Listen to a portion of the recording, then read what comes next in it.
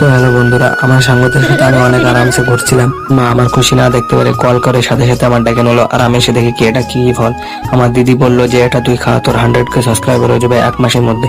এর জন্য আমি এটা খাই নিলাম। আমার 100K সাবস্ক্রাইবার হবে কিনা জানি না, কিন্তু আমি খাই নিলাম বাঙালিদের ফেভারিট পান্তা ভাত। ভাত খেয়ে উঠতে না উঠতে মা বললো টিভিটা লাগাই দে। আমি তো টিভি লাগাতে ঠিক মতন পারিও না, কারণ এটা স্মার্ট টিভি।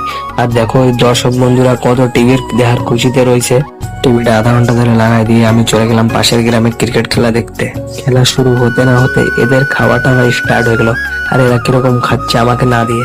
তো আজকে সেমিফাইনাল ছিল, তাই আমরা খেলা দেখে চলে গেলাম। আর কালকে হবে ফাইনাল, তো কালকে আবার আসবো। এখন খেলা দেখে আমার হয়ে গেল বহুত কষ্ট, তাই আমি একটু বাইরে এসে জাস্ট রেস্ট নিচ্ছিলাম। অল্প রেস্ট নিয়ে আমি চলে গেলাম বন্ধুদের সাথে ঘুরতে, কারণ বন্ধুদের সাথে একটা আলাদাই মজা লাগে। অনেক সময় বন্ধুদের সাথে আড্ডা দিয়ে আমরা সবাই চলে যাচ্ছি নিজেদের বাড়িতে। তো বন্ধুরা, আমি একটা নতুন ব্লগার, তো আমারে সবাই সাপোর্ট করো, আর আমি চেষ্টা করবো ভালো